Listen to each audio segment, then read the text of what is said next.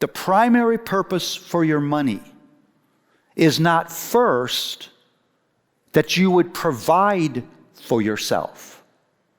The primary purpose of your money is that you would join God's generosity mission, His generosity agenda on earth. Now, that's a radically different way of thinking about money.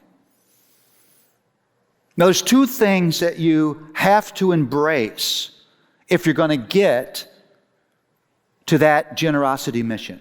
First is that the Bible contains the most awesome, glorious, mind-boggling generosity story ever.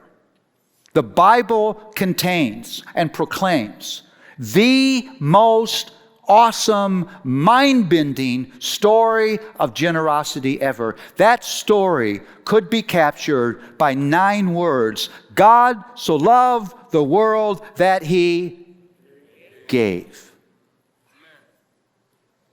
God has been giving since the foundation of the earth, and He will give into eternity. Every epic of the biblical story is marked by God's generosity. First, there's the generosity of creation. Can you imagine this? That this Almighty One, who can do anything He wants to do with anything, says this: the heavens belong to the Lord, but the earth I have given to man. Think of the beauty of the generosity of God of giving this amazing earth to us, to be the place where we live, where there are mind-blowing sights and smells and sounds everywhere you go. You may be having a bad day, and all of a sudden you drive by somebody's beautiful rose garden, or you hear the chirp of a bird, or you see a beautiful sunset. That's God giving, giving, giving. He gives you beauty on days when you deserve the opposite, because He's so kind and so loving and so giving.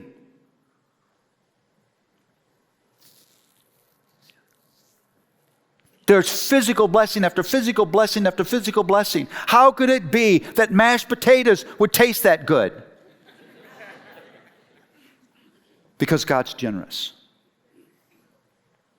He could have chosen to feed you with bark.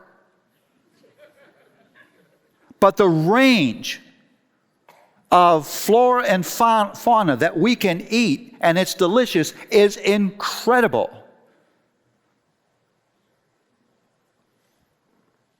How can you scramble an egg without thinking about the glory of God? Recent embryo that thing was. How about the generosity of God in the covenant? Do you know what I'm talking about? That God would covenantly connect Himself to our blessing. That He said, I will unleash my power for your blessing, and through you to bless all the nations of the world. What king does that? You know what we're used to kings doing?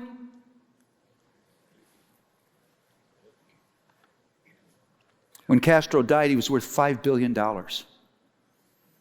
The average person in Cuba makes $20 a month. Not our Lord. What about the beauty, the generosity of God releasing Israel from slavery? Just because He loves them. Not because they've earned it. And He harnesses the forces of nature in this display of His power and control so His people could be liberated. What about the generosity of God giving His law? That wasn't to wreck the party. That was because these people being 400 years slaves, had no idea how to live. And God wanted to teach them how to live with one another, how to do business, how to worship.